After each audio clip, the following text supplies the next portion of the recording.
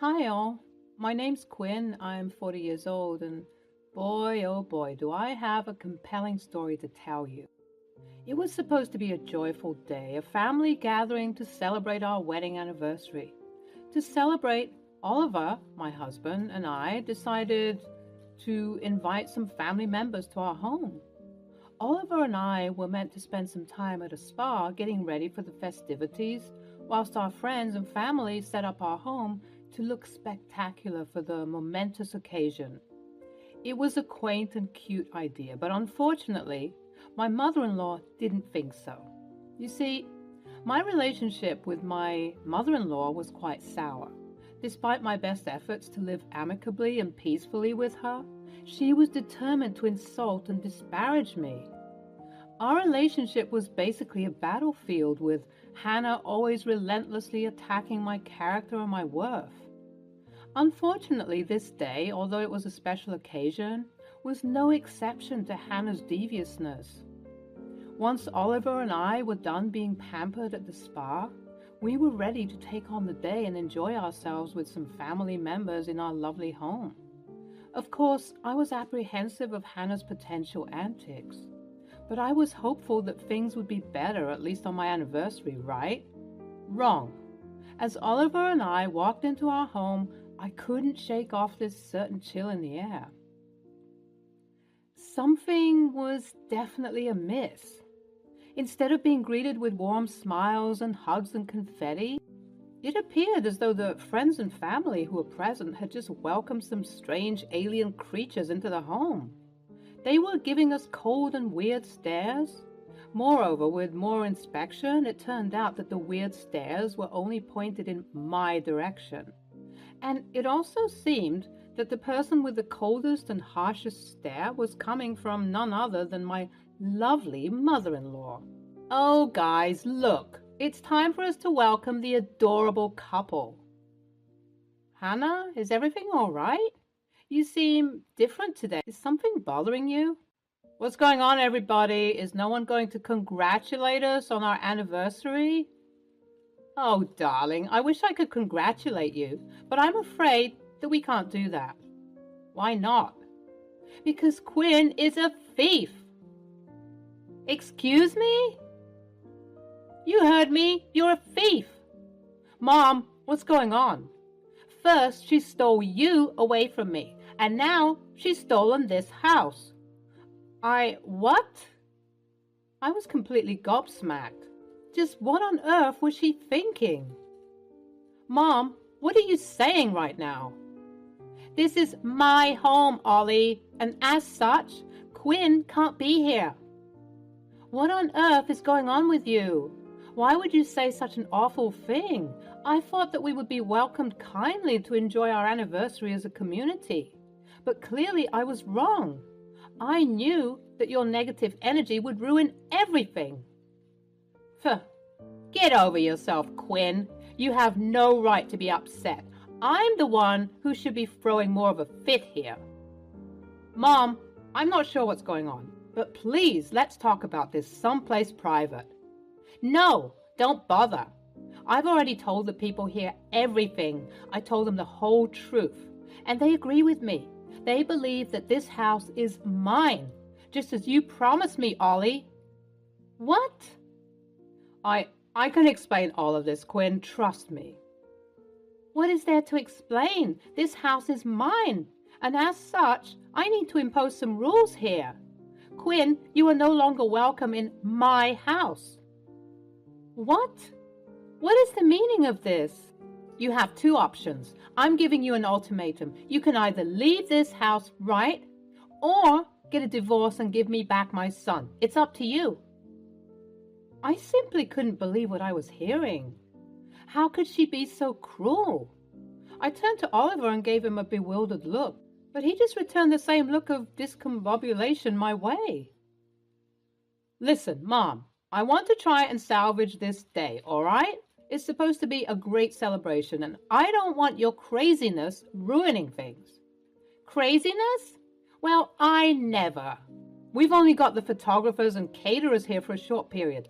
Please, Let's all settle down, and maybe once we have some nice pictures and some good food in our system, we can talk about this more calmly. Although the tensions were already high, and it seemed like Hannah and I were about to recreate some scene from WWE SmackDown, I was glad that Oliver did his best to dissolve the situation. He was right.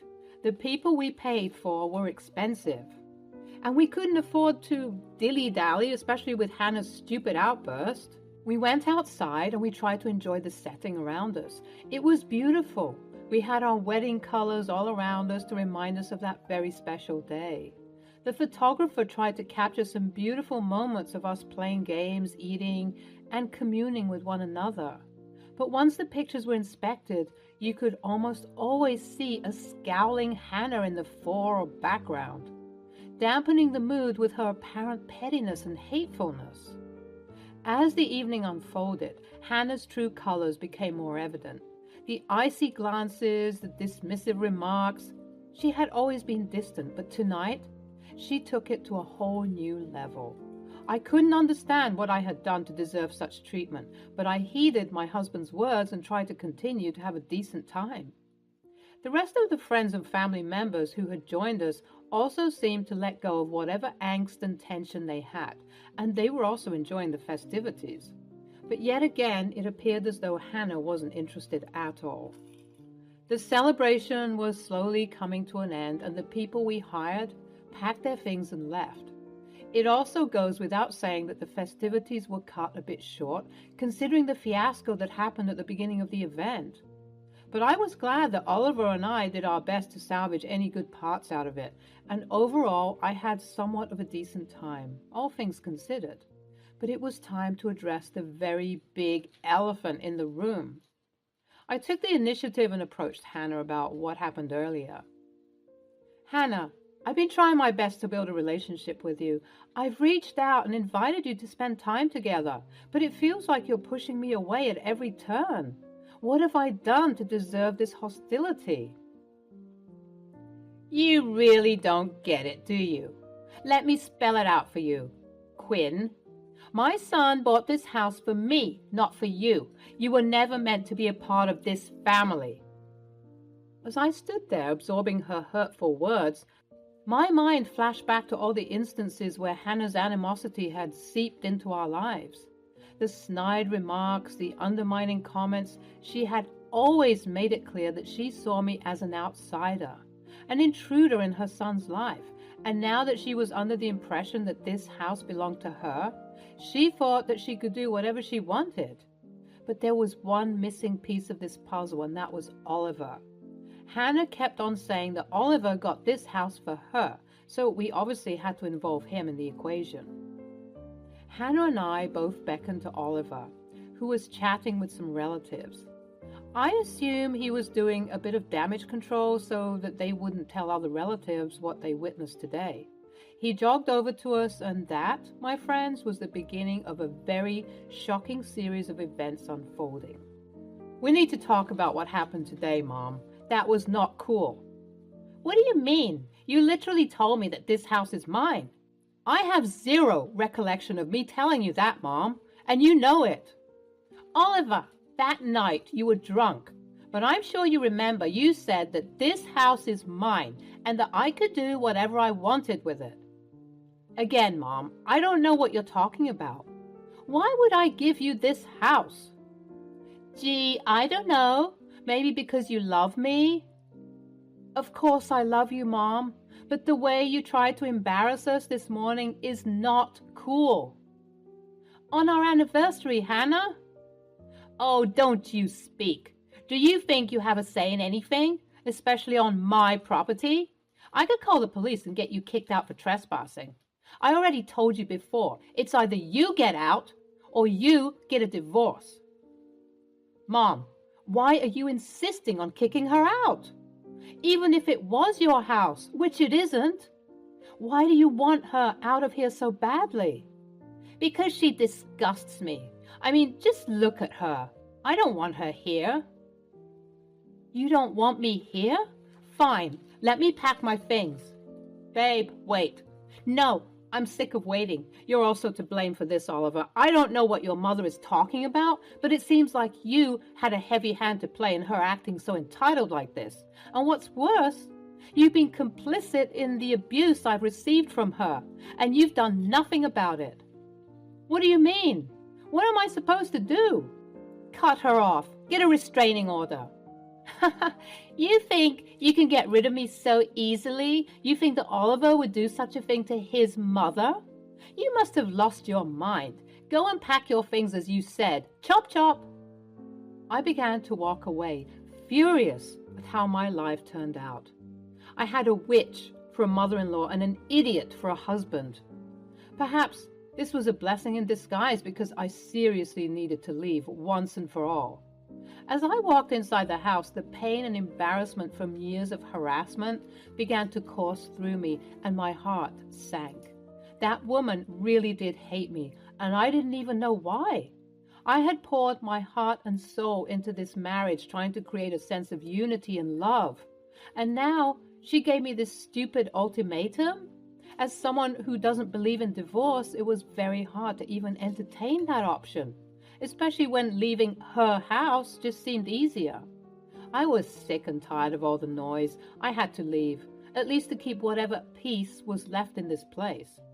Tears were streaming down my face as I packed my belongings. It was going to be a long night of weeping and packing, but I was determined to get it done ASAP so that I wouldn't have to see that woman's face for a minute longer. I made my way to the study room, collecting all of my documents, books, and files, when I stumbled across the deed to the house. I was shocked. I was wondering why it was out in the open so casually and carelessly.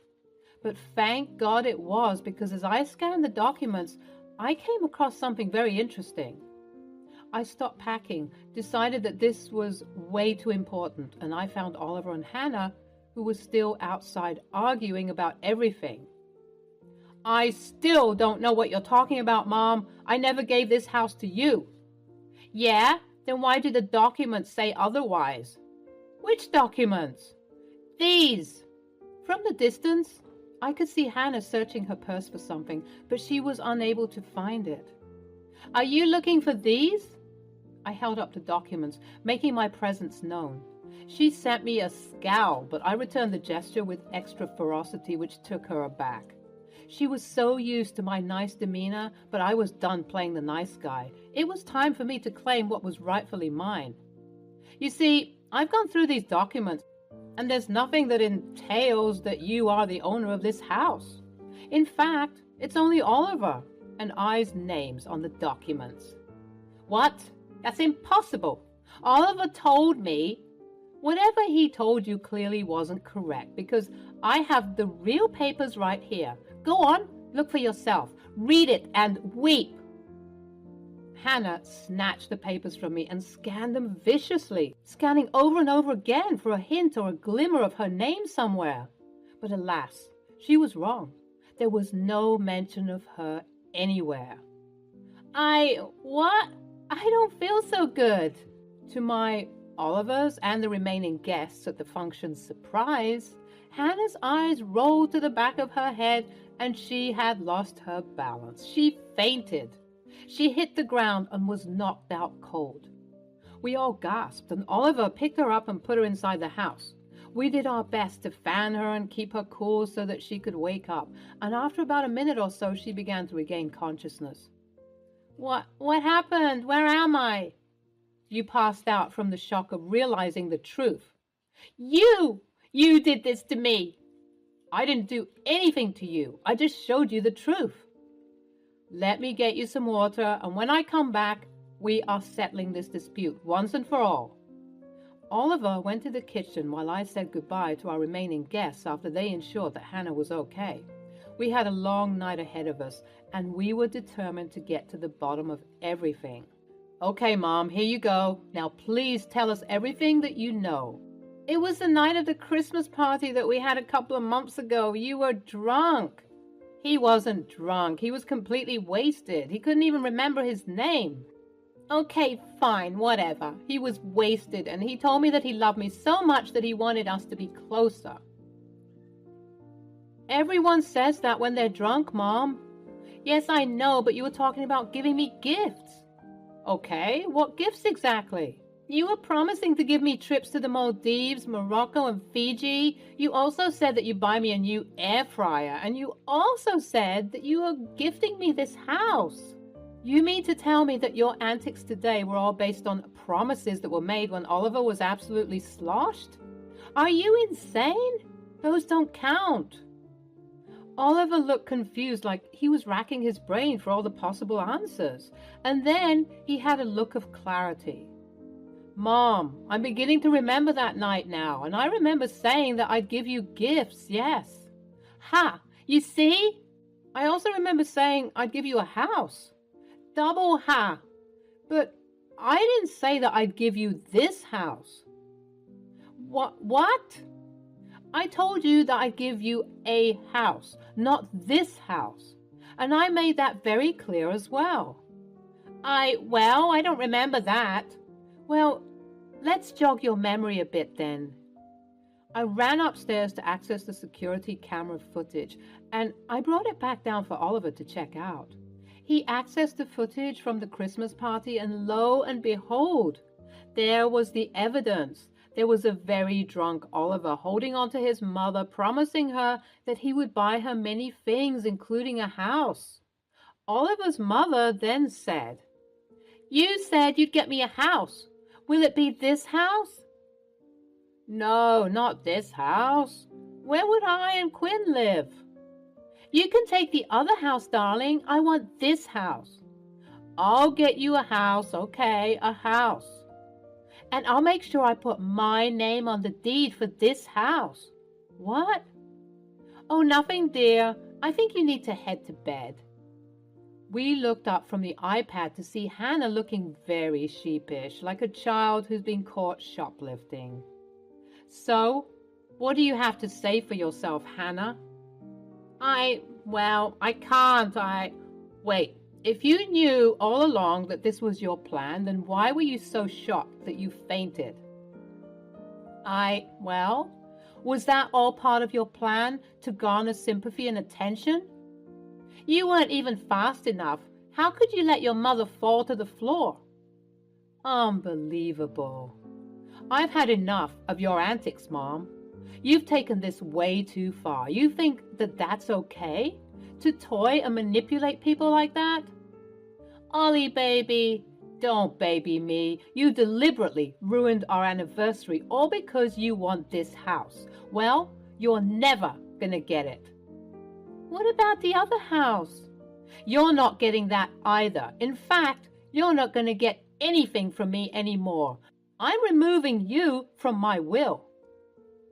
Hannah and I both gasped in unison. It was so shocking to hear Oliver so angry. He'd never been this angry before. "Quinn, I am so sorry that I wasn't adamant enough with my mother. I really didn't know that her hatred ran this deep." "Oliver, that's no way to speak to your mother." "You're in my house, so shut up." "Babe, you don't have to apologize." "Yes, I do. I didn't do enough. But that all changes right here, right now." Oliver kicked his mother out of the house, and all the while she was flabbergasted at her son's behavior. She was so used to him groveling at her feet that this was certainly something that shocked her. Him standing up for himself. Oliver, fueled by anger and disappointment, made his bold decision to remove Hannah from the house and even remove her from his will. True. The very next day, he met with the family lawyers to make sure that this change was being processed. It was a necessary step to protect our future and to ensure that justice was served. As the days unfolded, Hannah's bitterness and desperation became evident. She attempted to reach out to Oliver incessantly, bombarding him with phone calls and messages. But Oliver, steadfast in his decision, ignored her attempts to manipulate him once again. He vowed to shield me from any more malicious attacks orchestrated by Hannah or anyone else who dared to harm us. Meanwhile, I reveled in the newfound peace and security of our home. No longer did I have to endure Hannah's constant presence, her belittling remarks, and her attempts to undermine our happiness. The house became a sanctuary, a symbol of our triumph over her deceit. Hannah, on the other hand, found herself in a state of bitter defeat, sulking in the aftermath of her exposed lies. She was left to ponder the consequences of her actions. The house, once envisioned as her domain, now stood as a monument to her deception. It was a fitting reminder of the price she paid for her treachery. In the grand scheme of things, justice had been served. Hannah had been stripped of her false sense of entitlement while Oliver and I forged ahead, determined to build a future rooted in honesty, communication, compassion, love, and trust. Our bond grew stronger, forfeited by the shared experience of overcoming adversity. As time went on, Hannah's attempts to reconcile were met with resolute silence from Oliver. He remained true to his promise of protecting me, ensuring that we could move forward without the looming shadow of her manipulations. It was a promise he kept with unwavering determination. Today, I find solace in the comfort of our home, the home that was meant to be a haven for us. Every corner holds memories of our love and resilience, serving as a constant reminder of the victory we achieved. Hannah's presence is nothing more than a distant memory, fading into the background as we embrace the life we have created. Oliver's resolve to protect me never wavered. He stood as a pillar of strength, shielding me from any potential harm that Hannah might still attempt to inflict upon us. He made it clear to her, and to anyone who dared to question our unity, that we were a united front, a force to be reckoned with. As the days turned into weeks, and the weeks into months, Hannah's attempts to reconcile with us diminished. She slowly realized that her deceit and ill intentions had driven an irreparable wedge between us. The consequences of her actions had left a lasting mark on her own life, and she was left to grapple with the bitter aftermath. Meanwhile, our home flourished with love and laughter. The wounds inflicted by Hannah's hurtful words began to heal, replaced by an atmosphere of acceptance and support. Oliver's unwavering commitment to our happiness was evident in every action and every word. Together, we maintained this sanctuary, a place where we could thrive and grow, untouched by the toxicity of the past.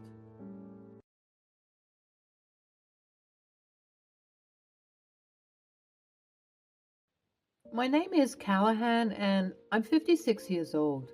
I have a very troubled son who has done a lot, and this is the story of how I cut him off due to his antics. I had always prided myself on being a good single father.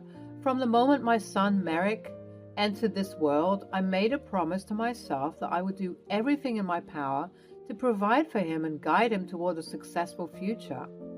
But sometimes life has a funny way of taking your best intentions and turning them upside down.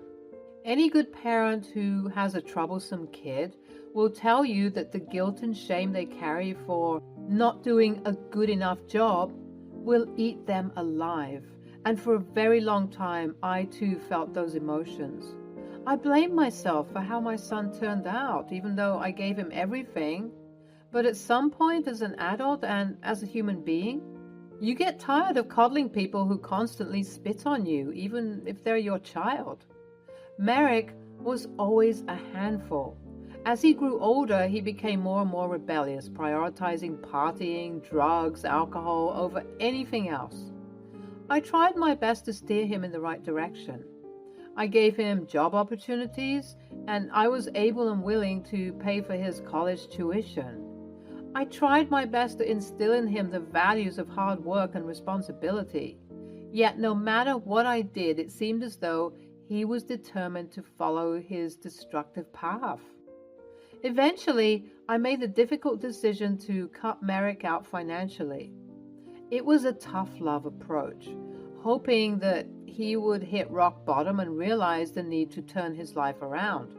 Little did I know that decision would only drive a deeper wedge between us. I remember that night so vividly.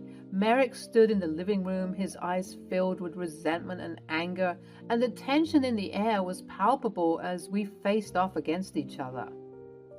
So, this is what it's come to, huh? You're really going to cut me off, old man?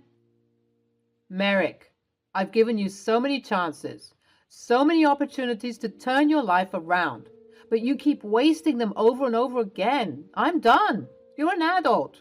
I can't keep coddling you. Opportunities? What opportunities? All I see is you trying to control me, trying to mold me into your perfect little image. Well, newsflash, Dad. I'm my own person and I don't need your guidance. It's not about control, Merrick. It's about wanting the best for you. I've watched you throw away your potential and squander every chance you've been given. Oh, excuse me, Father of the Year. You think you're so high and mighty, don't you? You think you're better than me? You should worry about yourself. You're a single old man and you're going to die alone. You're just a washed up old man. Tell me who's going to take care of you when you're shriveled up and dying if you're kicking me out now. Merrick, please. I've worked hard to provide for you, to give you a better life, but you need to take responsibility for your actions. I can't keep enabling you. Enabling me? Is that what you think? Well, let me tell you something, old man. I don't need you. I'll find my way without your so-called help. The argument reached its boiling point, and in a fit of rage, Merrick broke some vases and stormed out of the house, slamming the door behind him.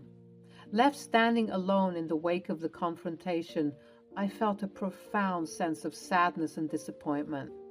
When I first saw that baby's face, I never envisioned our relationship to be so chaotic and toxic, but I had to do what was right, even if it pained me deeply.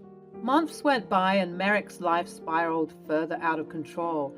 I heard rumors of wild parties and reckless behavior. He seemed to be worse than before. He would host these outrageous events, and they were so crazy that his apartment complex, which was already notorious for being chaotic, burnt down. If I'm being honest, I even suspected he might have been involved in said fire. Of course, as a concerned parent, I had to make sure he was okay, but even when I was checking up on him, he seemed to be already on the hunt for the next social event, gathering, not worrying about his current predicament. Unbelievable. Not long after the fire at the apartment complex, Merrick showed up at my house unannounced and unexpectedly. He stood on my doorstep, a glimmer of desperation in his eyes, and asked if he could move back in with me. It was a stark contrast to the arrogant, cocky, and rebellious young man he was when I last saw him, and part of me truly believed that he had changed. As much as I wanted to believe in this apparent sincerity, I was very cautious. Why should I let you back in here, after everything? Because I'm your son, and because you love me. Yes, that's very true, but how will I know that you've actually changed? We can't keep going back and forth like this, son. I'll prove it to you. I'll show you that I've changed, Dad. Look, I know the last time we spoke, things were said and it wasn't a very loving conversation. But that fire at the apartment really showed me that life is too short to be wasting it on the crap that I was doing. I want to turn a new leaf and restart my life, and I hope it's not too late to rebuild this relationship. I softened at his words. He looked dejected, but he also had a look of determination. He really did appear to want to turn his life around. Or so I thought. You see, even after letting him back into the house, of course I let him back in, it didn't even take a week for him to revert to his old ways. That little sob story he gave me at my doorstep was all a facade. Merrick was doing drugs, being rowdy and chaotic as well as being a lazy slob. He wouldn't pick up after himself or even look at the job listings I sent to him, claiming that he had a better idea for making money and that he and his bros were going to start a business together.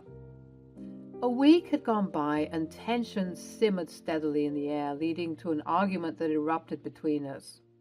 I had reached a breaking point, ready to kick Merrick out of my house once and for all. But something shocking happened instead. Merrick, what did I say?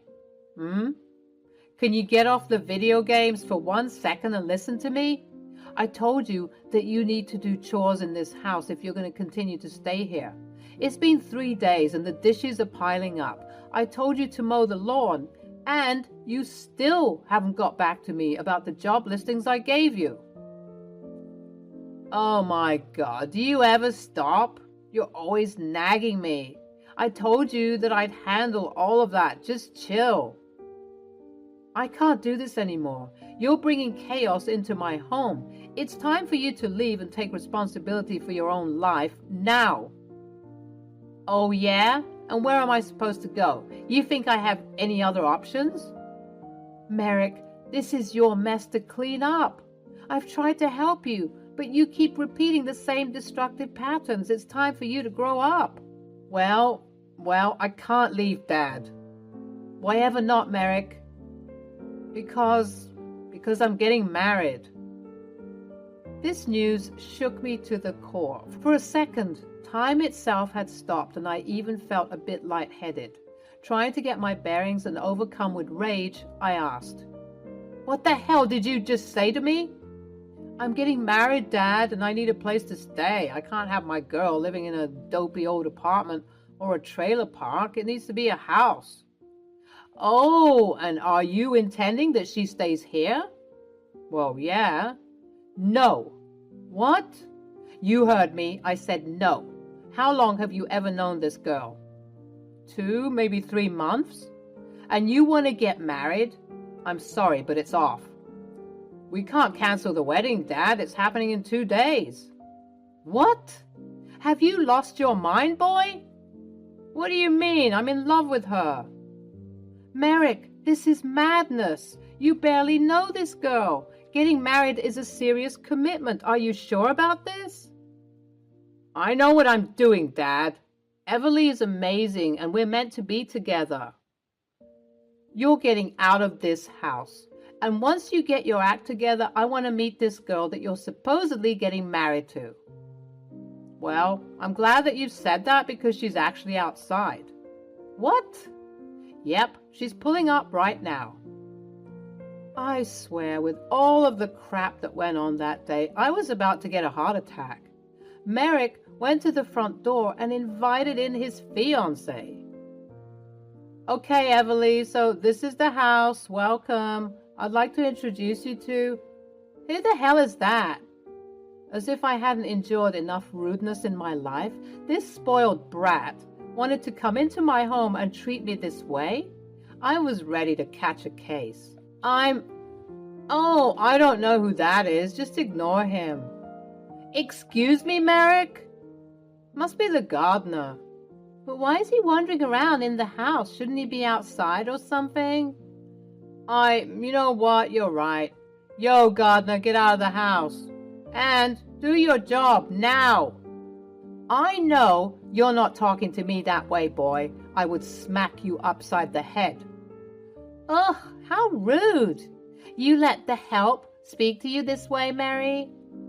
No, babe. No, I don't. Gardener, whoever you are, get the hell out of my house. You're fired." "Your house?" "Yes, my house. A punk like you couldn't be able to afford this place. Get the hell out before I call the cops." To say I was grief-stricken would be an understatement. At that moment, I questioned the Lord and asked why my life had turned out like this. I was perplexed. I was hurt. I was furious. But most of all, I was just completely and utterly sad. I felt like there was nothing left I could do. This man, my son, my flesh and blood, denied knowing me to impress his bimbo fiancée and lied about owning this house just to impress her. I was completely at a loss for words. "What are you doing just standing there? You heard him. Get out." I sent looks that could kill a man to both this Everly girl and my son. Both of them appeared to be fearful, even if only for a second. I was too angry to even reveal the truth. I knew that karma would get him soon enough, but as a father, I had to try at least one more time. I'm not going to embarrass you in front of your fiancé, but I'm going to give you the chance to be a real man and own up to your crap. If you don't, I'm walking out of the door and you will never be in my life again. A quick flash of fear crossed over Merrick's face, and Everly was looking confused as ever. Merrick said, I don't know you. Get out of my house. And with that, my heart had finally been broken, shattered into a million pieces. Even though I was hurting, I maintained my composure. I got a duffel bag of my most essential effects, and I headed out of the door without another word. I got into my car and drove away. A week had passed and I was in a new house. It was a bit difficult having to rent out a new place, buy a new wardrobe and other things I had to leave behind. But if I'm being honest, I preferred it to going back to that place. Although that was my house, I was so overcome with grief and anger that I couldn't even look at my son in the face. I had cut off all communications with Merrick despite his various calls and texts. His text said that he didn't really mean the things he said. That day he kicked me out of my house and that he was just trying to impress his fiancée, but he had a plan to help me get back. I scoffed at his words and continued to ignore them, focusing on rebuilding myself after enduring so much BS from him in the past.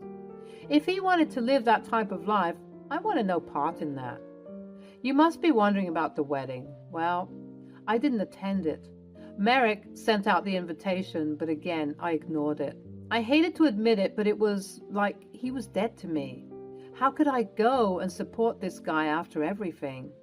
I was focusing on rebuilding myself. I had to live my life the way that I wanted instead of trying to raise an adult. I was done doing all of that, and I planned on living out the rest of my days enjoying the wealth that I had accrued for myself, with no one to look after. I would only be living for myself, and this new lifestyle was already feeling pretty good. In a way, I was somewhat grateful for the embarrassing and heartbreaking debacle that happened a week prior, as it allowed me to truly open my eyes to Merrick's true colors. He was never going to change, and I simply had to accept that. It wasn't fair on me to continue to cater to a man who didn't want to own up to his own wrongdoings. I was just glad that I gave him one final chance to come clean about everything and to be a responsible young man, and he, just like with every other opportunity, squandered it. I was done with him.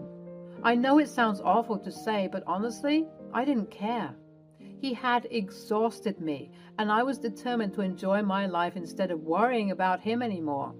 He made his bed, and now he had to lay in it. Well, folks, this is proof of me properly and finally cutting this guy off because of what happened soon after.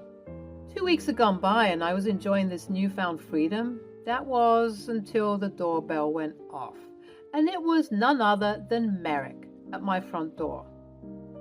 Oh, thank God I found you. I was running out of options. How did you find me? Come on, old man. Is that any way to greet your son? Son? Yes, I'm your son. That's funny. I don't remember having a son. Come on, Dad. Don't be like that. I'm sorry that I said that, but I don't remember having a son, just a leech that I had to take care of. Wow, that cuts deep, Dad. Now stop playing and let me inside. No, I don't know you. Stop playing, Dad. I get it. I've learnt my lesson and now I need your help. No, I don't think so. I'm not helping you. I'm done, Merrick. I have nothing left to give you. Dad, you wouldn't deny helping your son, would you? As I said, you're not my son. Cut the crap, Dad. I'm struggling. Everly is crazy. She's a lazy slob and she's reckless. I didn't know anyone who could party harder than I could until I met her, and honestly, she's a lot to handle. We're arguing every day and the house is a complete mess because she doesn't clean. She doesn't cook. She doesn't do anything. Wow, I don't care. Now get off of my property. What? Dad, are you being serious? Yep, and don't call me that. What do you need me to do? Tell me and I'll do it. I'll get a job. I'll clean up. I'll get an annulment. I'll do anything. Just tell me. You'll do anything? Anything you want me to do. Okay, I want you to leave me alone forever. And I mean it, Merrick. I don't ever want to hear from you again. Merrick was crestfallen, trying to rack his brain for more excuses and more empty promises, but I wasn't having any of it. I gave you a chance. I gave you hundreds of chances, maybe even thousands. And each and every time you wasted them, you stopped being my son the second you kicked me out of my house. I mean, who even does that? I told you that I did that just to impress her. Geez, I didn't think you'd take it so seriously. Yeah, well, I did. And as such, I don't know you. Dad! Yeah, you're lucky I'm leaving you the house. I could take it away from you, but I don't need you trying to crawl back to me and ask for a handout again. Please, take the house and do whatever you want. What you do with your life is no longer my concern. Wow, I can't believe this. You know what? I don't need you. Screw you, Dad. In true Merrick fashion, he stomped off angrily to wherever it is that he went. But this time, instead of being stricken with pain and grief, I felt relief wash over me. I finally felt like I was getting rid of this burden that had been holding me down for a long time.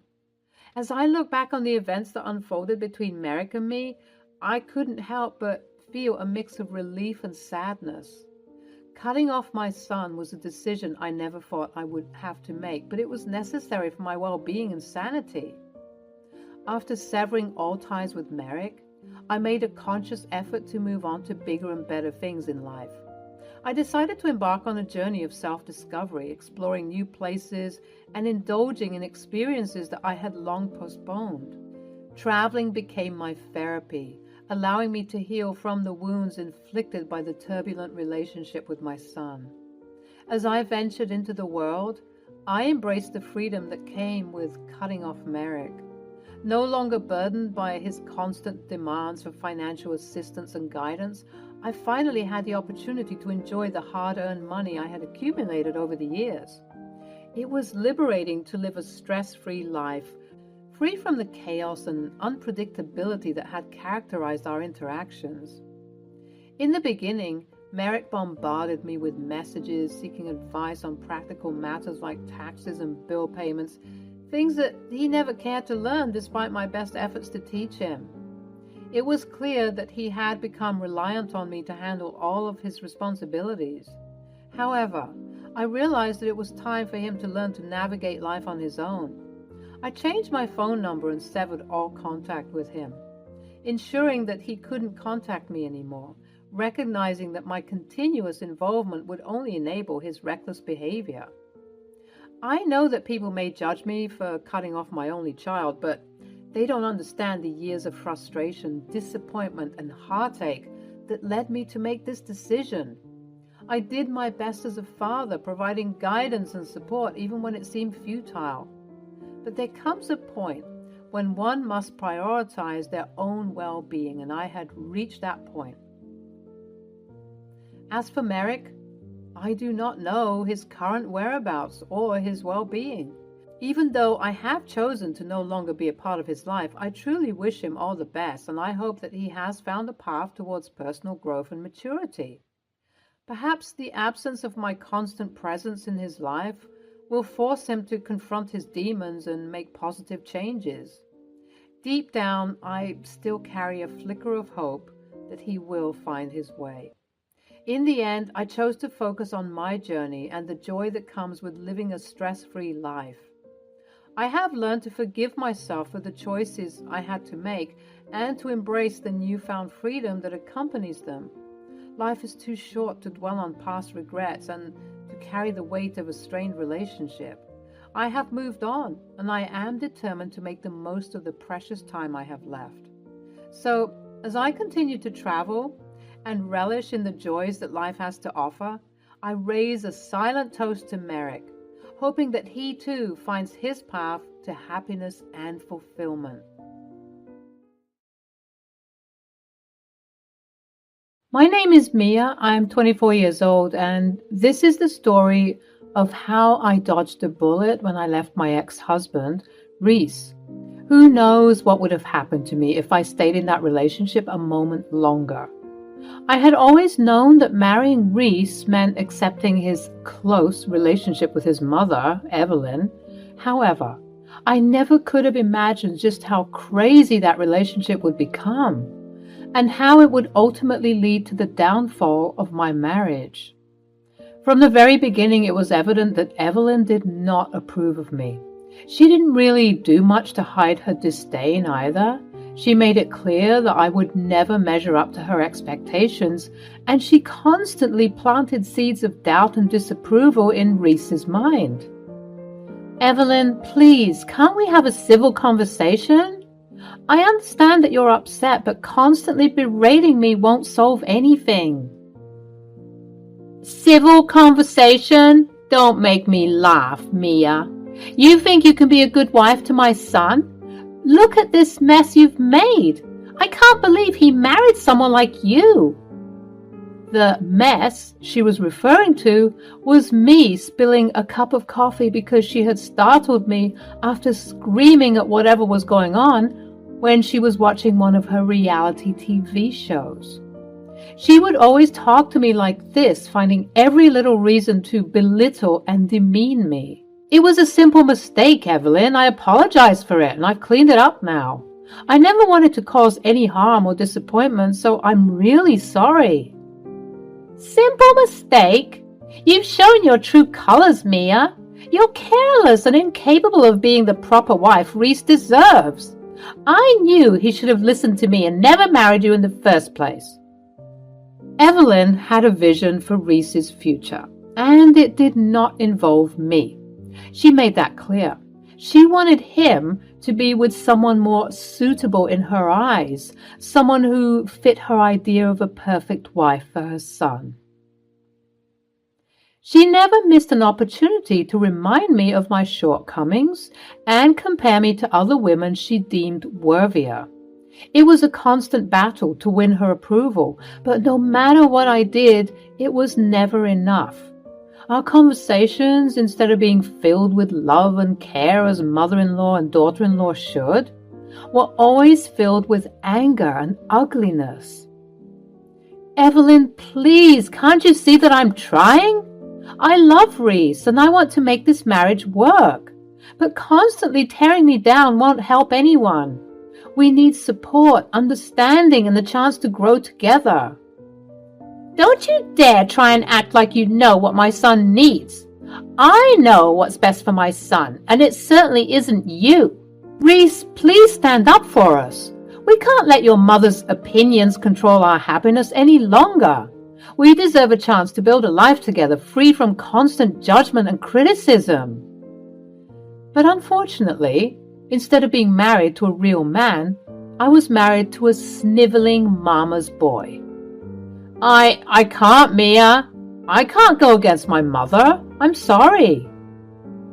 Even though Reese wouldn't fight for us, I continued to challenge my toxic mother-in-law's beliefs. But as the argument continued, I found myself crumbling under the weight of Evelyn's everlasting disapproval and Reese's inability to stand up for us.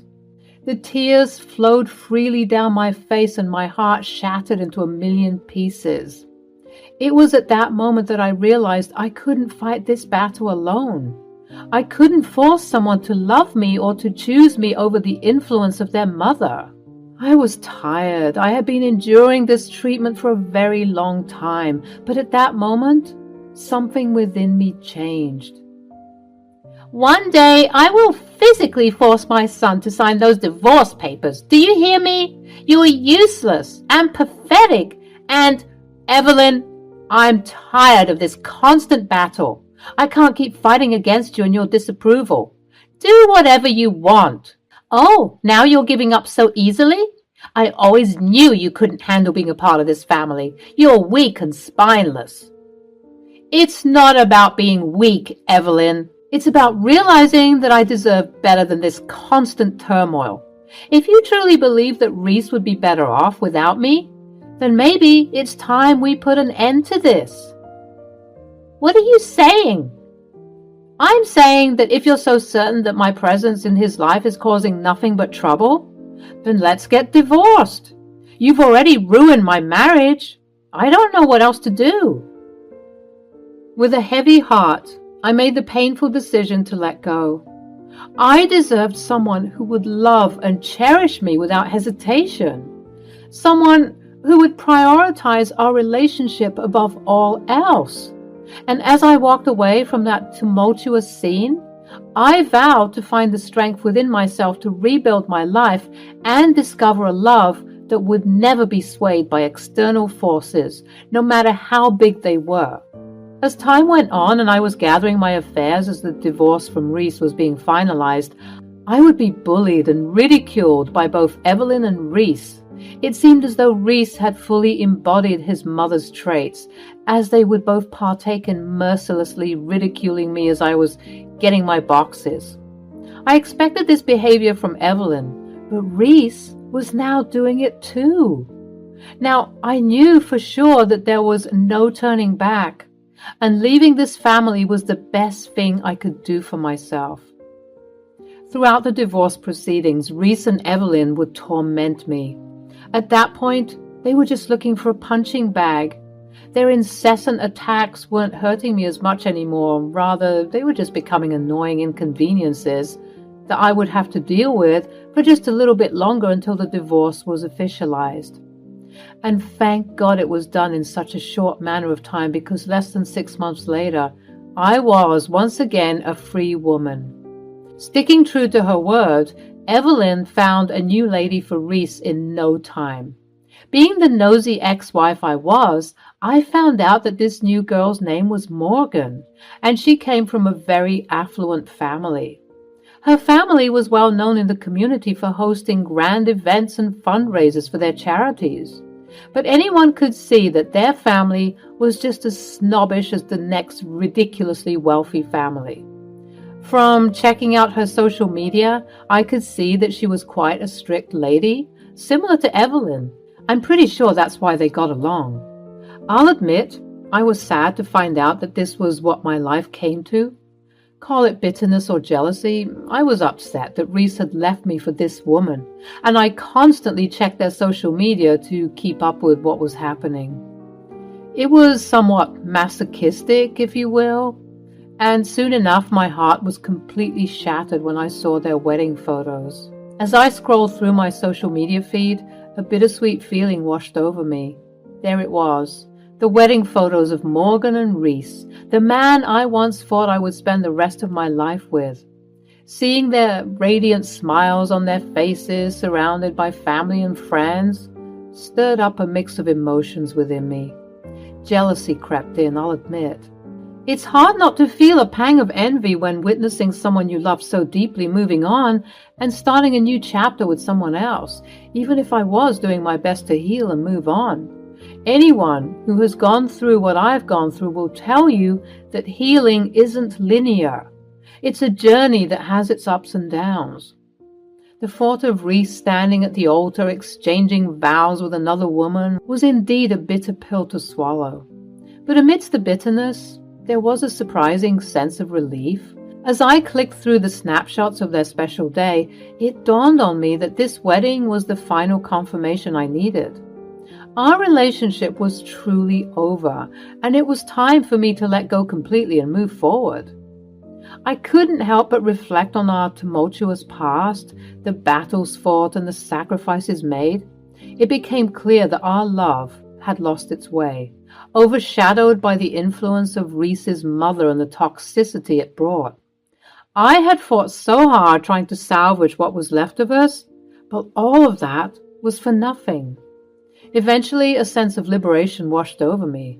I realized that I deserved better, that I deserved a love that was unconditional and free from the suffocating grip of external pressures.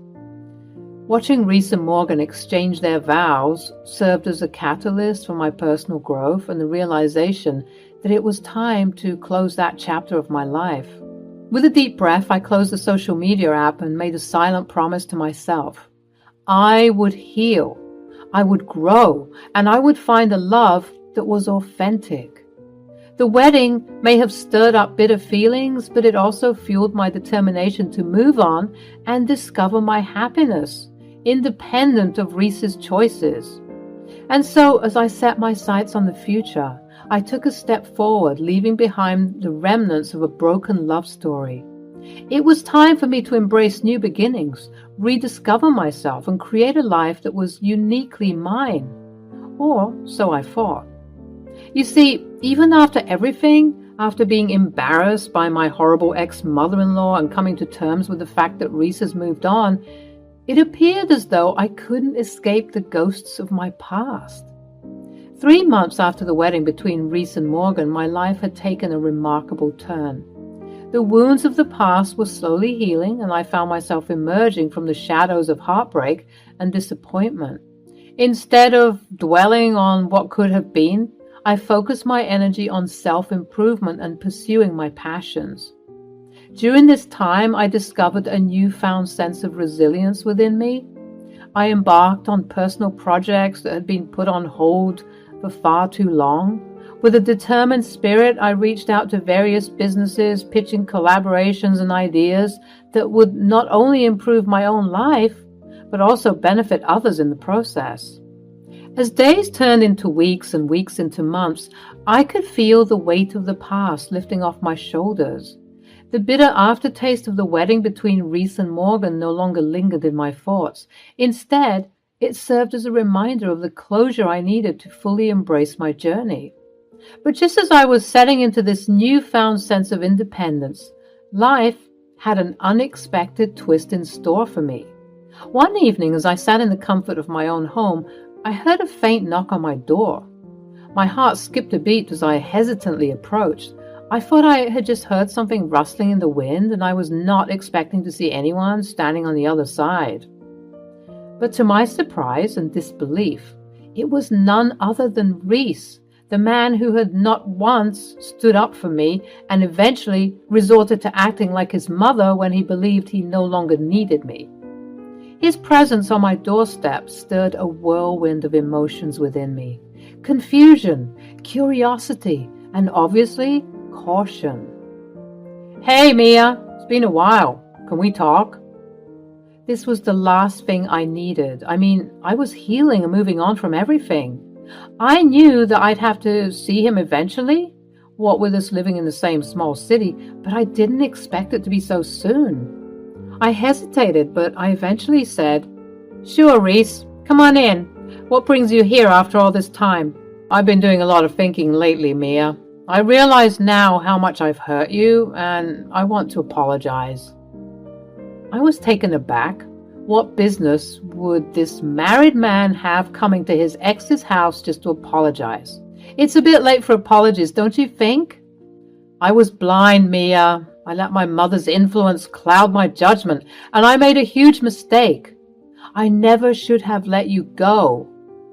It's interesting how you realize this now, Reese. You're married. Reese looked defeated. I think he was expecting me to welcome him back with open arms so easily. But I had advanced so far in my healing journey that taking such a huge step back like that was the dumbest thing that I could do to myself. Please, Mia, give me a chance to make things right. Morgan and I didn't work out, and I've come to realize that you were the one who truly loved me. Didn't work out? What do you mean? It's only been 3 months. I know, but what happened? Well, just see for yourself.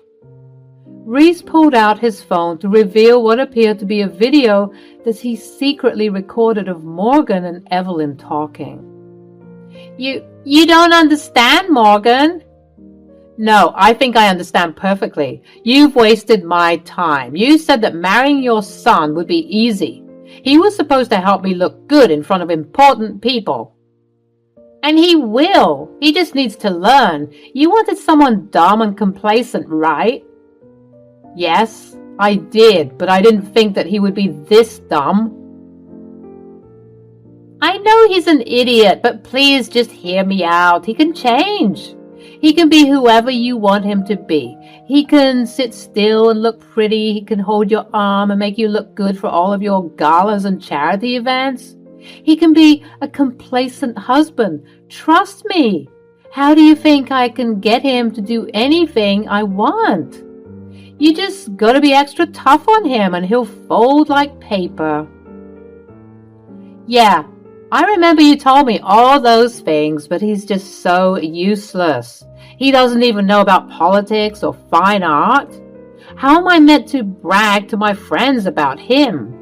Just convince him to read up on those trivial topics. He loves you, so he'll do it. Trust me. Fine, I'll give this marriage another month or so, but if he doesn't reach my standards by then, I'm getting an annulment, and you won't get the money. What?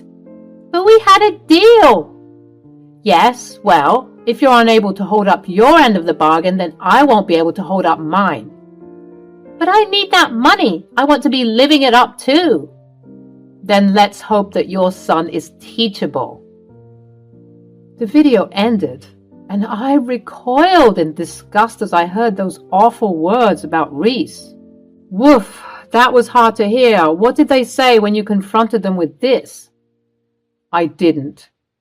You didn't bring this to their attention? Why not? I was scared. See, that's your problem, Reese. You're always too scared to stand up for yourself and fight. You're constantly under your mother's shadow. You should have confronted them with this. You could have even blackmailed Morgan with this, and you could have threatened to leak this to the tabloids, tarnishing her image. She could have given you everything you would have asked for. What a wasted opportunity. You know, I could never do that.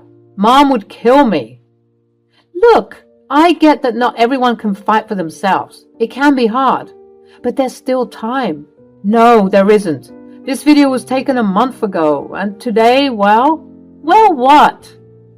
Just like Morgan said, if I didn't reach her standards by now, she wouldn't want to be with me. And she did just that. She said we're over. Yikes. And then, because my mom was so angry at me for ruining her precious deal, she kicked me out of the house. Can you believe it? Really? But she adores you.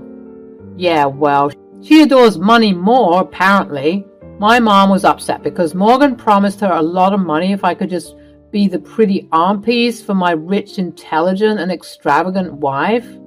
From the video, I'm sure you could get that. She never loved me. She never liked me. She just wanted me to be her arm candy. At that moment, I began to feel bad for Reese. Clearly, he was too used to being pushed around and receiving it twofold from his awful mother, and his equally awful new wife certainly wasn't ideal. He confided in me and told me that they were extra mean to him, making him feel completely worthless. They were treating me the same way that my mom was treating you. Wow.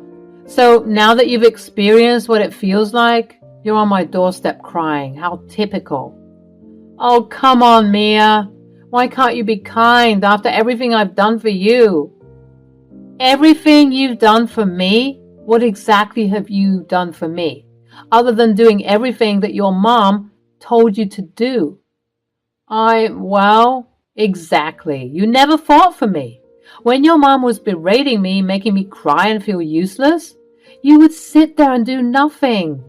I get that you're scared of her, but when are you going to stop feeling sorry for yourself and do something? Right now.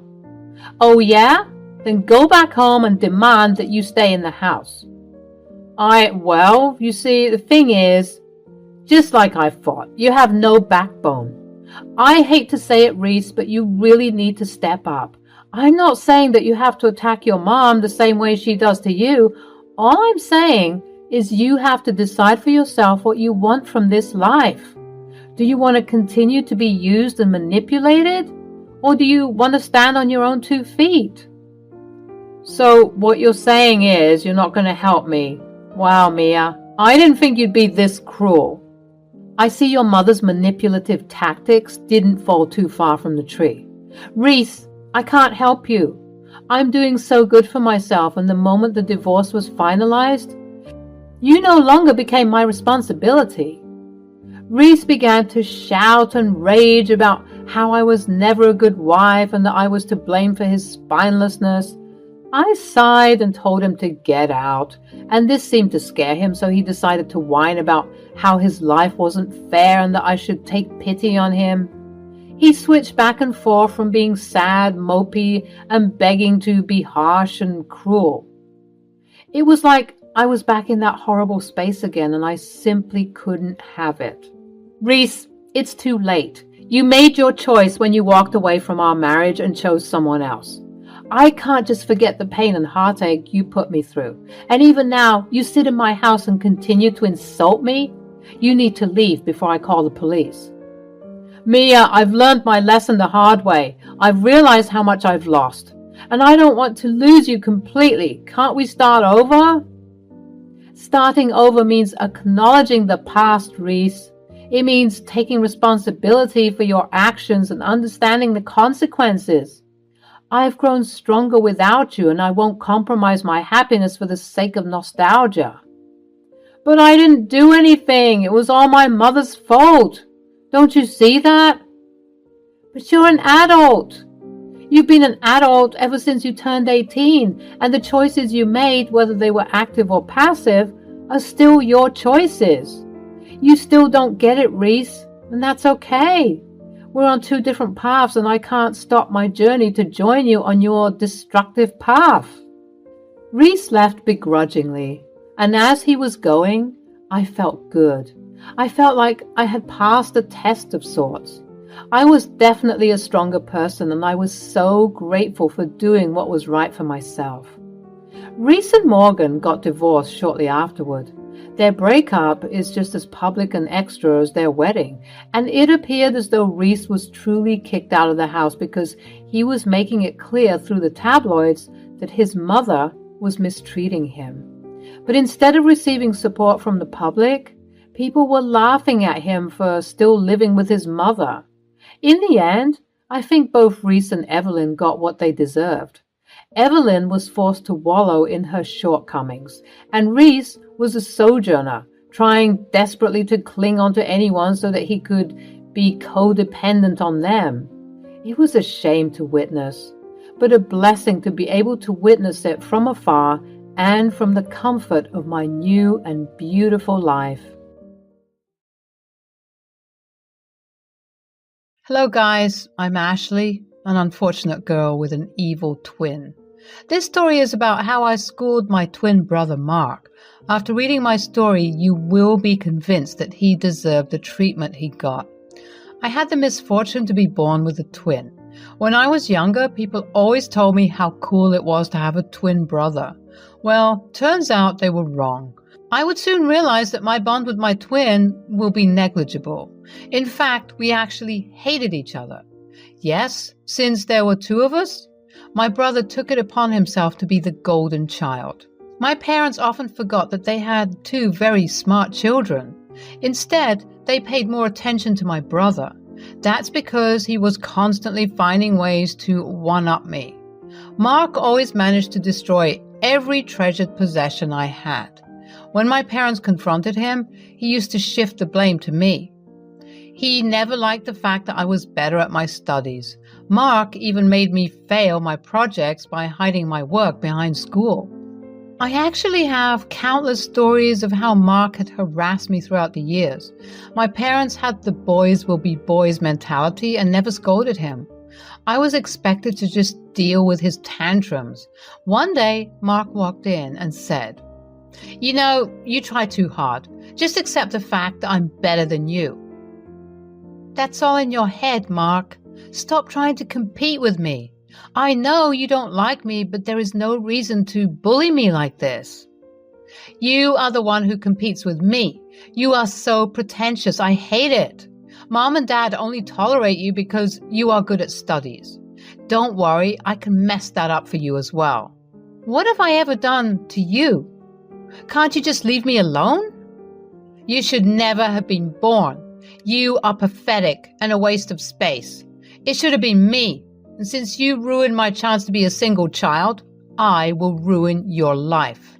That was Mark's excuse for everything. He hated having a twin. He found great joy in tormenting me. Mark even said that he loves to see me cry and in pain. Honestly, I never understood why he was like this. I was never cruel towards him. I didn't even try to seek revenge for his wrongdoings. For the longest time, I felt very alone. It all changed when I met my now husband, Jeremy.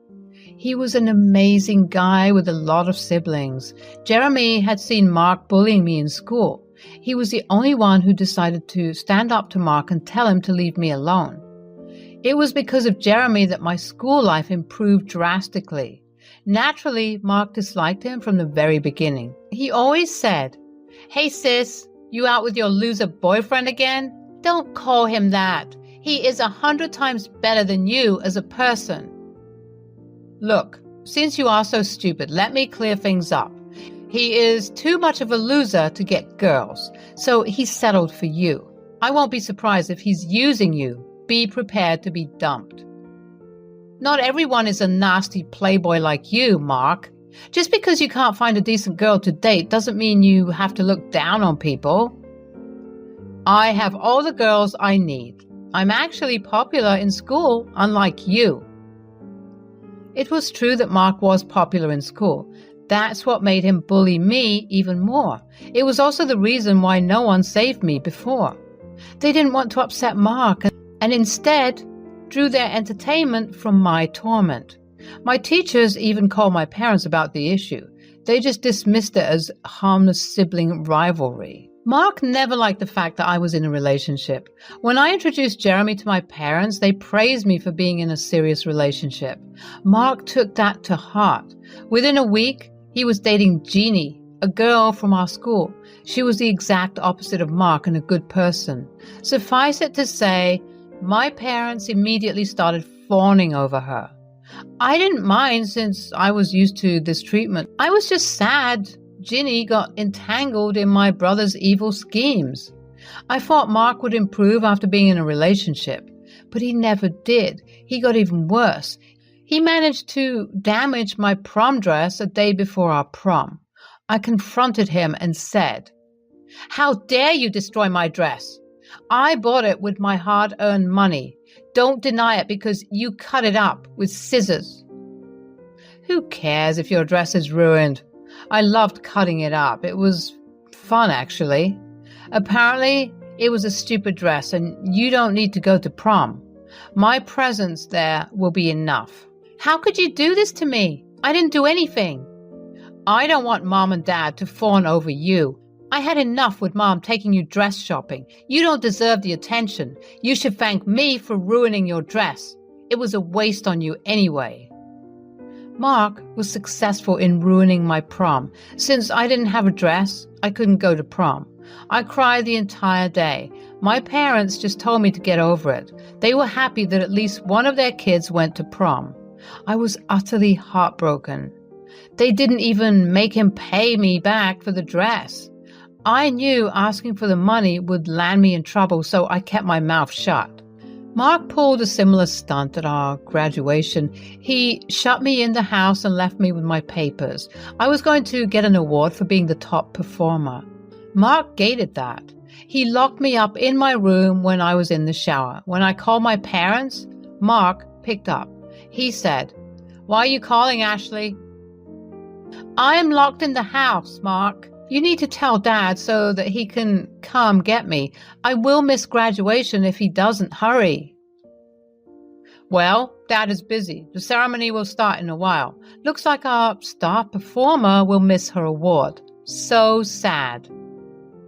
"Wait, did you lock me in the room? Mark, answer me." "Yup. I'm surprised you figured it out, so you are not that dense after all." "Why did you do this? I'll tell our parents." "They think you are already here. I told them you left before we left the house. They can't help you anymore. Enjoy being at home while I get to attend graduation. No, Mark, please help me. Why are you being so cruel? You don't deserve this award, Ashley. Mom and Dad should only celebrate my win. I don't want to be sharing the stage with you. So I locked you at home. Now stop bothering me. I have a graduation to attend. With that, he simply cut the call. I was panicking and didn't know what to do. I called Jeremy to get me from the house. However, the doors were locked and there was no way he could rescue me. In the end, we both missed our graduation ceremony. I felt horrible for what happened. I confronted Mark when he returned home with our parents. Unsurprisingly, they excused his behavior again. They said that what was done was done. We needed to make up so that everyone could go for dinner at Mark's favorite restaurant. They had already decided on that without me. It was because of Mark that I decided to go to an out-of-state college. I wanted to be as far away as possible. He had already destroyed my school life, and I didn't want him to spoil my college life as well. I and Jeremy both got into a good college because of our grades. I was finally having a normal life away from Mark and my parents. However, he still found a way to destroy my college experience. When we graduated, Mark never invited me to his graduation. My parents went to celebrate his graduation without me. When I sent them an invite for my graduation, Mark decided to call me. He said, "I know you sent invites to our parents for your graduation. You must be thinking they will show up and celebrate your success. Well, it won't happen on my watch." "What do you mean, Mark? You cannot lock me in the house this time. Mom and Dad will attend my graduation. You cannot stop them." "I can and I will. You know, I might just have a small medical emergency on the day of your graduation. It will happen right before they leave for the ceremony. Very unfortunate timing, I must say. You don't dare do that. I will tell them about your plan." "They won't believe you, Ashley. They never have. I had a change of heart, so I informed you beforehand. Knowing this now is going to save you some pain in the future." Before I could respond, he simply cut the call. I was too naive to think he wouldn't do something like this, but he did just that. He faked having a bad stomachache that landed him in a hospital. Naturally, my parents abandoned me for him. They never showed up to the ceremony. They didn't believe me when I told them about Mark's plan. Again, I was heartbroken. Only Jeremy was there to comfort me. And he said, "Ashley, you need to start cutting off your family. They will never understand your feelings. I have seen you go through enough. But they are my flesh and blood. How can I abandon them?" "They will never learn to stand up for you, Ashley. I'm here for you, but you need to defend yourself too. Cutting off your brother at least will be the right step for now." "I think you're right. Mark has gone too far. I'm going to put some distance between them now." So I called my parents and informed them about my decision. They weren't happy at all. However, they changed their tune once I threatened to cut them off too. As for Mark, I simply left him an email explaining my decision. He didn't leave me a reply. 2 years passed and Jeremy decided to propose to me. We were already pretty well settled in life and ready to get married. The proposal was perfect, and it felt like everything was falling into place. I was so happy that I didn't know what to do. First, we called up our parents and told them the news. It was then that my parents pressured us into calling Mark. Jeremy didn't want to, but I wanted to give him one last chance. So with Jeremy's permission, I called Mark. He was behaving pretty normally and didn't say many mean things. It's been a while since we had talked, and I started to think he had changed. I invited him to the wedding and allowed a +1. I learned that he was still with Jeannie, so I decided she could come. Things were finally looking up for me. However, it all came crashing down a few months before the wedding. Mark called me and said, "So, you must be having fun planning our family's first wedding? It turns out you beat me to it this time." It's not like that at all, Jeremy, and I always knew we would get married. It just happened to be sooner than I imagined. Mom and Dad are super happy about your marriage. I hear they have been giving you a lot of attention. Enjoy it while it lasts. You know, when I'm around, you tend to lose your shine. What is that supposed to mean? Well, I've decided to propose to Ginny at your wedding. It will be perfect for me. I'll give you just enough time to get married. Once the ceremony is over, the attention will be on me. You will not do that. I won't allow it. Security will throw you out if you propose at my wedding. Oh, sis, you cannot throw me out. Our parents and extended family will be there. I'm sure they won't like you throwing out your twin brother for a harmless proposal. Besides, everyone likes Ginny and won't want to see her getting kicked out. I was absolutely stunned. I knew no matter what I did, Mark would go through with his plan. He was right. I wouldn't kick him out in front of my family. They would berate me and make my wedding even worse. I was starting to panic. I felt like I was back in high school when Mark destroyed every occasion for me.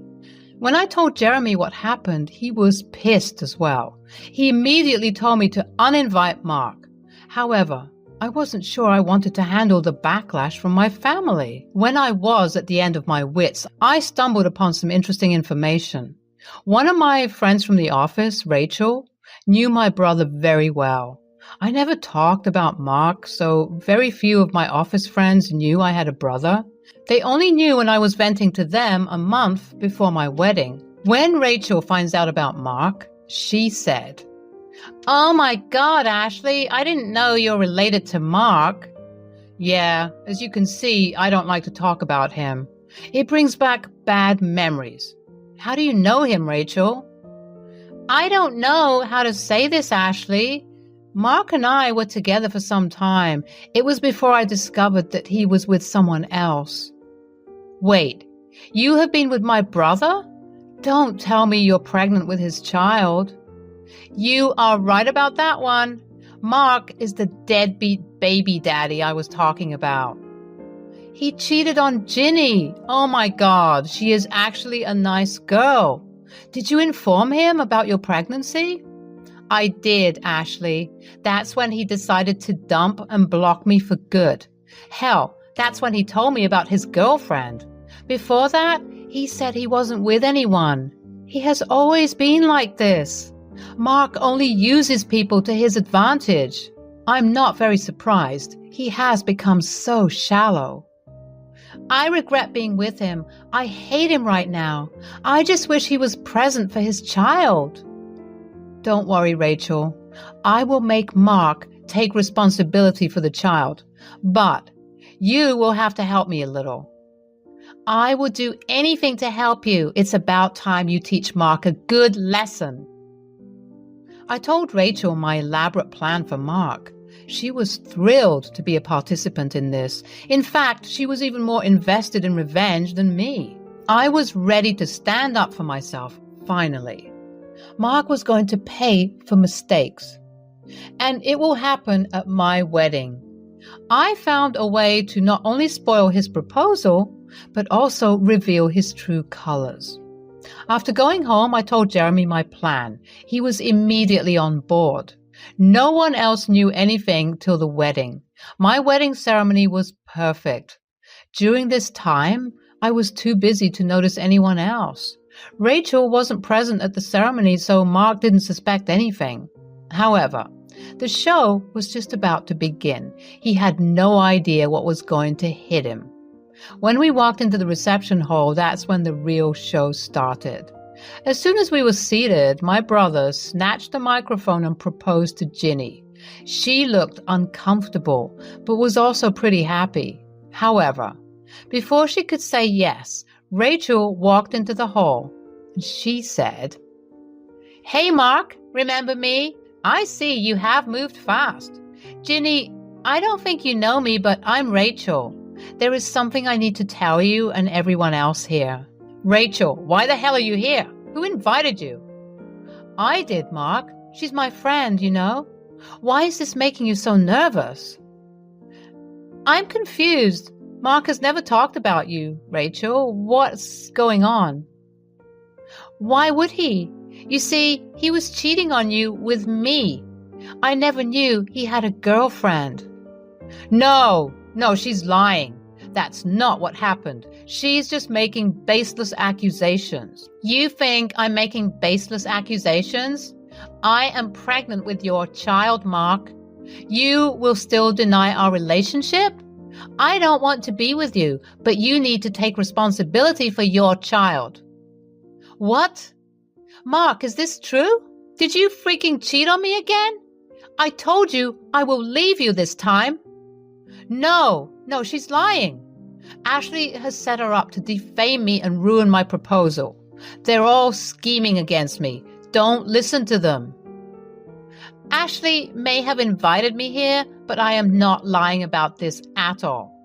I am not lying, Gina. Here are the texts that are proof of his cheating. I even sent him texts informing me about the pregnancy. He simply blocked me and told me he doesn't want responsibility. I'm only trying to do the right thing for the child. How could you do this, Mark?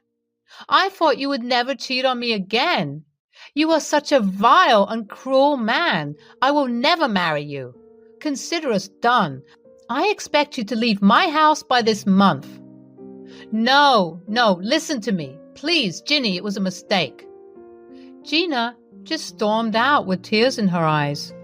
Mark was about to leave after her. However, Jeremy stopped him, and he said, "Where are you going, Mark? We still have to discuss what happened with Rachel. You need to take responsibility for your child." I can't believe you would cheat on Ginny. Hell, you even abandoned your child. Shut up. I'm going to save my relationship. I want nothing to do with Rachel or the baby. I know you did this on purpose, Ashley. You just can't see me being happy. No, you did this to yourself.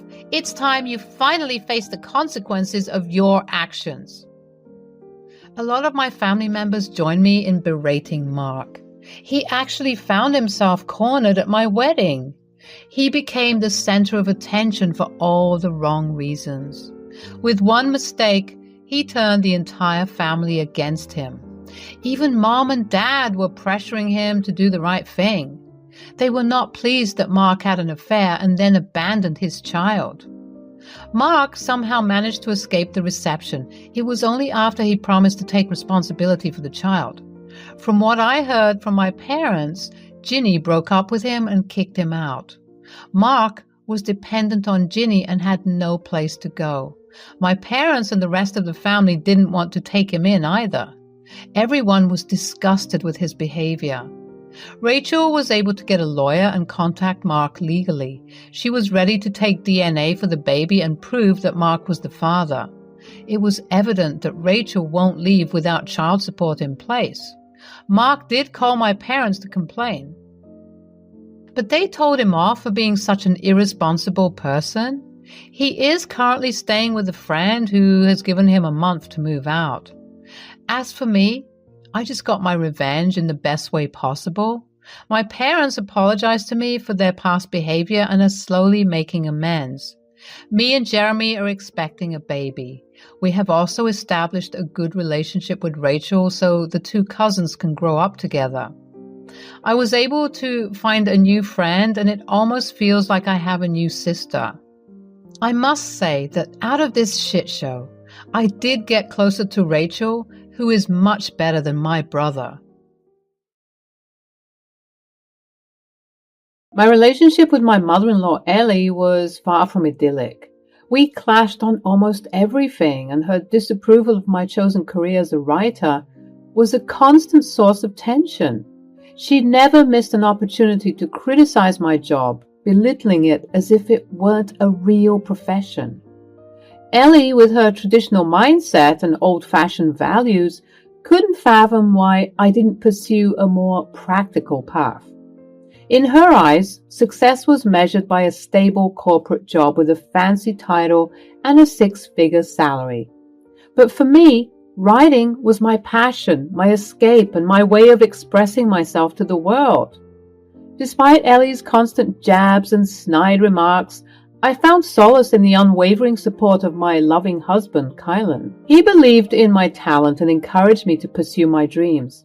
Kylan understood the power of storytelling and recognizing that my words had the potential to touch people's hearts. With his unwavering encouragement, I continued to write, honoring my craft and pouring my soul onto the pages. But no matter how confident I felt in my abilities, Ellie's words had a way of seeping into my consciousness.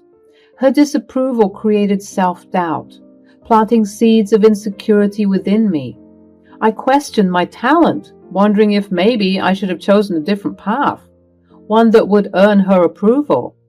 Yet deep down, I knew that my happiness and fulfillment should never be determined by someone else's narrow definition of success. I was a writer, and I had the power to create words, evoke emotions, and inspire change. That was real enough for me. Anyways, Kyle and I got married, and as the years went by, Ellie's criticism only intensified.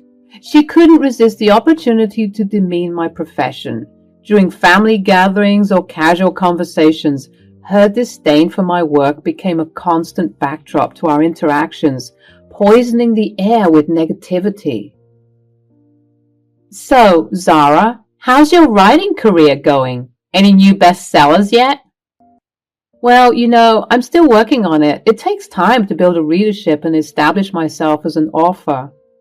I bet. But really, Zara, when are you going to get a real job? How much do you even make with your writing?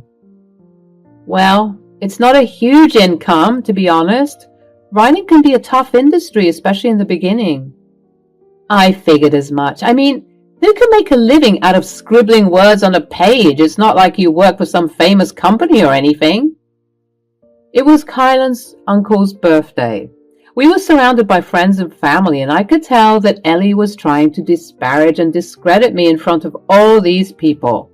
I began to panic, noticing the smirks and giggles all around me, and I felt helpless. But through it all, Kylan remained my rock, standing by my side with unwavering support. He saw the fire in my eyes when I spoke about my stories and the joy that writing brought to my life. Kylan knew that my passion was genuine, and he celebrated every success, big or small, with me. So, noticing my discomfort, he said, "Mom, that's enough. Zara's career choice is her passion, and she's working hard to make her mark. It's not about the money or the fame. It's about her love for storytelling and the impact she can have on others." Thank you, Kylan.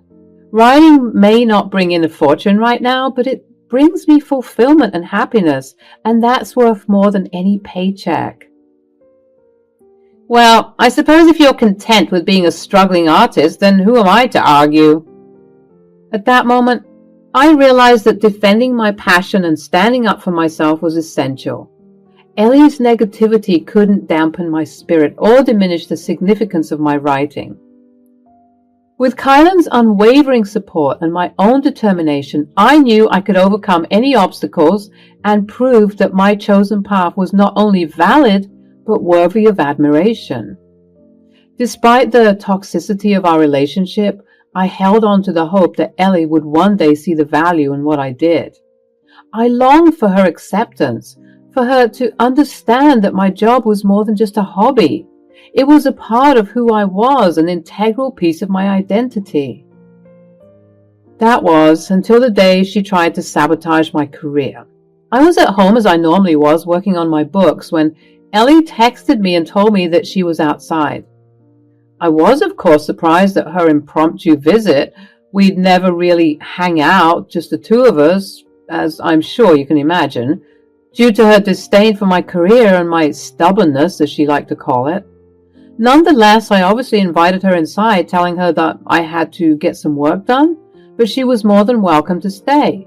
She obliged, despite clearly being irritated that I had to work, and we began to make small talk, which was decent enough. There I was, sitting at my computer, passionately pouring my heart into my writing. It was my escape, my outlet, and the one thing that brought me true joy. But little did I know my peaceful writing session was about to turn into a battlefield. Throughout our conversation, I excused myself for a quick bathroom break, not suspecting a thing. When I sauntered back into the room, I found myself frozen in my tracks. There she was, Ellie, my charming mother-in-law, lurking over my computer with a mischievous glint in her eyes. It was like stumbling upon an uninvited guest who had taken the liberty to make themselves a little too comfortable. She was hovering over my computer like a vulture eyeing its prey. My heart sank, and anger surged through my veins like wildfire. She saw me coming in, but wasn't deterred to stop what she was doing, and as I got closer, my confusion turned to anger as I realized that she was trying to delete my work. What the actual hell, Ellie? What do you think you're doing? Oh, just trying to make a point, Zara. Your writing isn't a real job, you know. I thought I'd give you a reality check. A reality check? Are you kidding me? This is my passion, my dream. You have no right to invade my personal space and sabotage something that means everything to me. Passion and dreams won't pay the bills, sweetheart. It's time you faced reality and found a real job. Reality? This is my reality. Writing is what makes me come alive, what brings me fulfillment. Just because it doesn't fit into your narrow definition of success doesn't mean it's any less valid. Well, good luck with that, dear. Let's see where your little writing escapade gets you. My anger was boiling over. I couldn't hold back any longer. How dare she belittle my dreams, dismiss my hard work, and try to crush my spirit? Even though he wasn't here, Kylan lent me some of his assertiveness. Ellie had declared war on my passion, and I wasn't about to back down. You know what, Ellie? You may not understand or support my choices, but that doesn't give you the right to undermine my work. I won't let your negativity poison my passion any longer. Get out of my house now. Your house? Don't make me laugh. This is my son's house. And it's also my house. Don't believe me? You can check the name on the deed. Fine. Have it your way. But don't say I didn't warn you when you end up with nothing. With that, she stormed out of the house, leaving behind a mix of anger, hurt, and relief. What exactly had gotten into that woman that day? Only God knows. I mean, was that her plan all along? To try and catch me unawares in my home so that she could make her attack? To this day, I don't really know what possessed her to do such a thing, but if I'm being honest, I'm low-key glad that she did, because the day that she did that was the very same day that I was inspired to take action that would have permanent effects. Perhaps that was the only way that she'd learned to leave me alone. As Kylan walked through the front door many hours later, his exhaustion from a long day at work was evident on his face, but as soon as his eyes met mine, he knew something was amiss. I could see the concern etched in his features, and I knew it was time to fill him in on the tumultuous encounter I had with his mother. What happened, Zara? You look upset. So, your mom decided to visit today, and we were talking, but I told her that I had to get some work done because of a deadline. She agreed, and eventually I had to use the bathroom. And, well, when I came back, I found her standing over my computer trying to delete my work. I can't believe she would do something like that. That's beyond disrespectful. I need to call her right now and give her a piece of my mind. No, Kylan.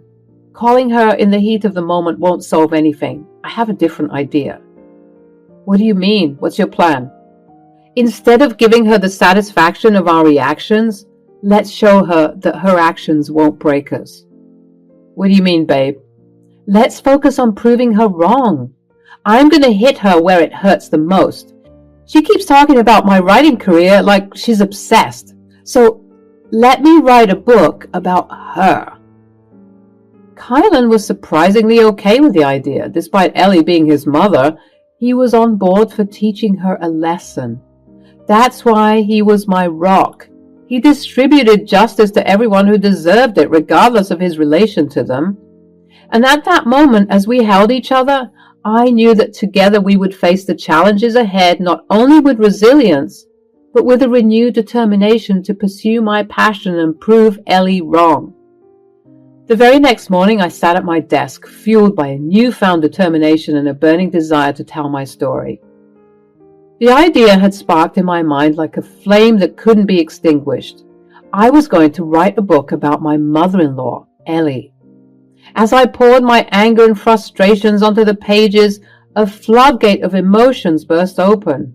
Every encounter, every snide remark, and every moment of belittlement became a vivid scene in my mind. I channeled my anger into words, crafting a fictional piece that drew heavy inspiration from my own experiences.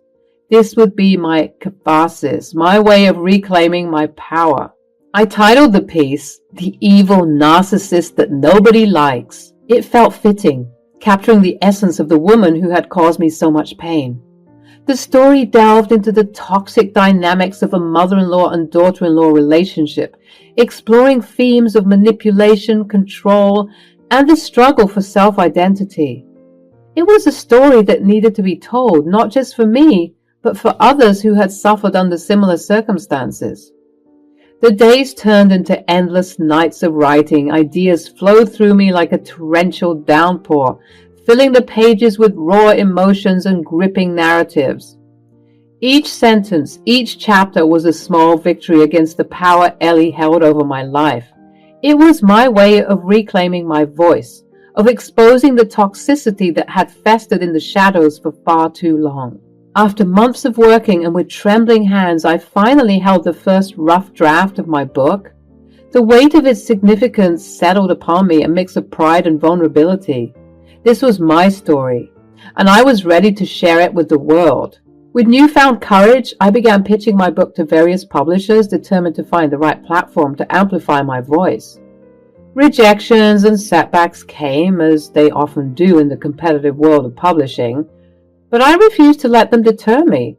I knew that this story needed to be heard and that countless others had faced similar battles with their toxic in-laws.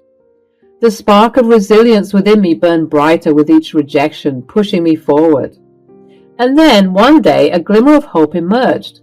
A small publishing house expressed interest in my manuscript.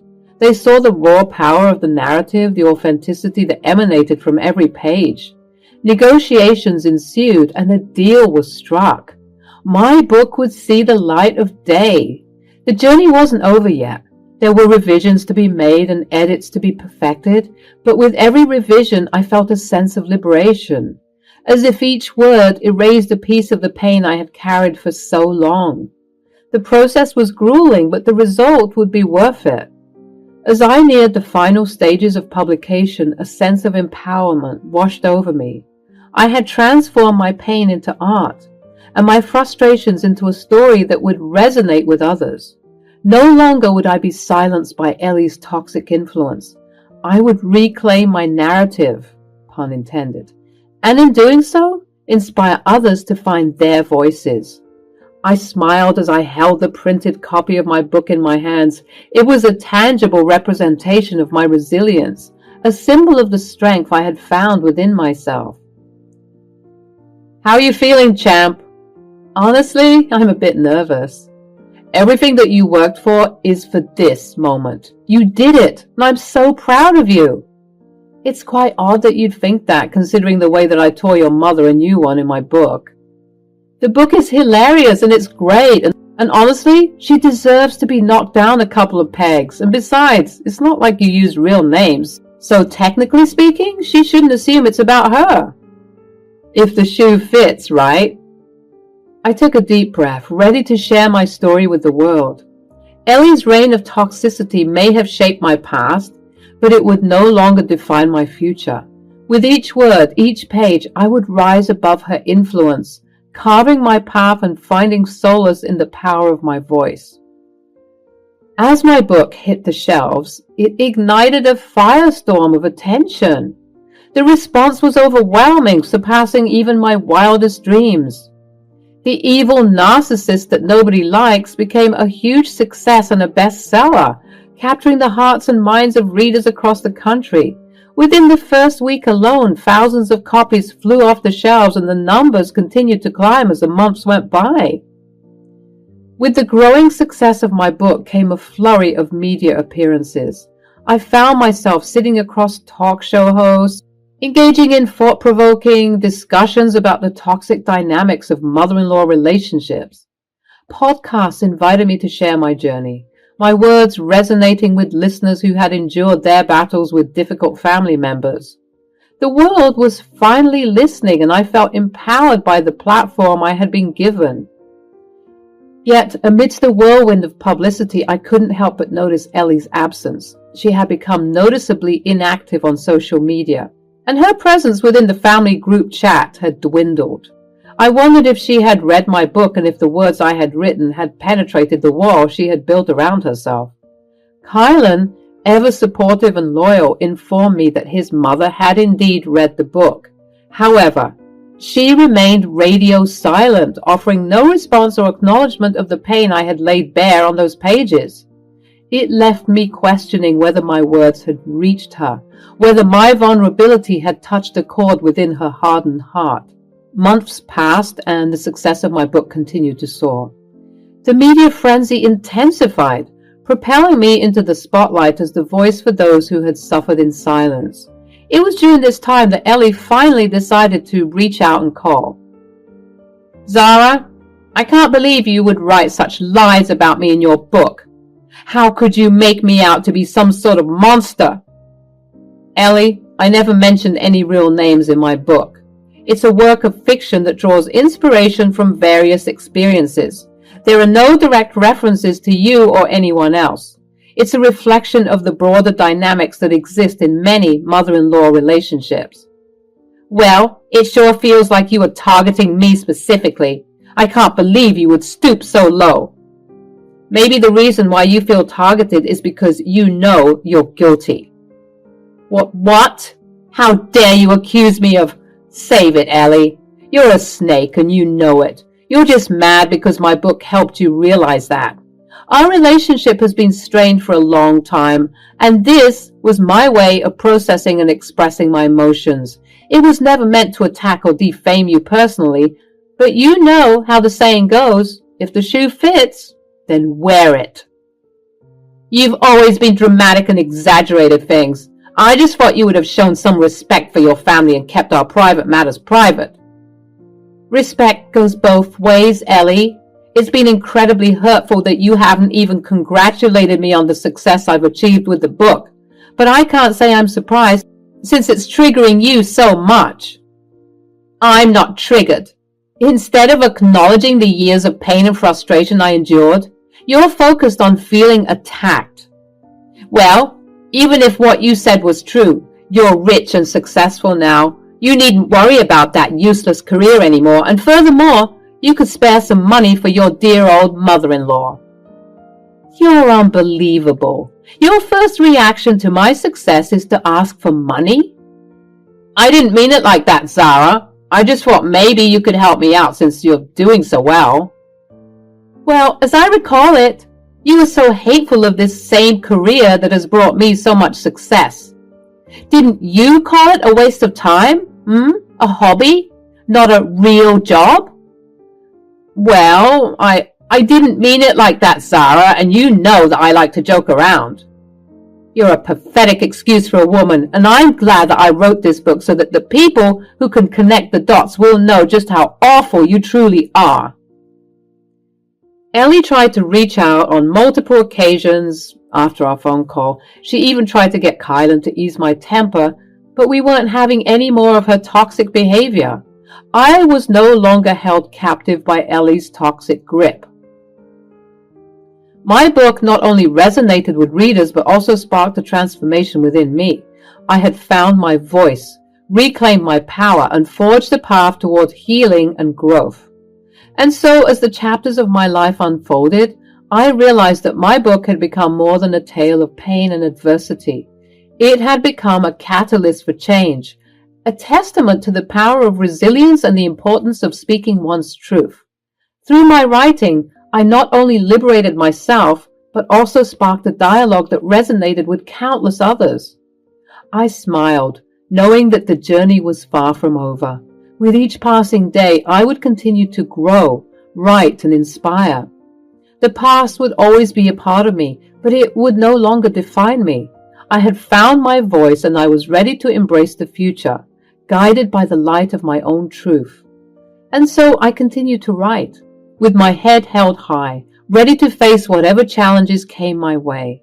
Because in the end, it wasn't about gaining Ellie's approval. It was about staying true to myself and living a life filled with purpose and passion.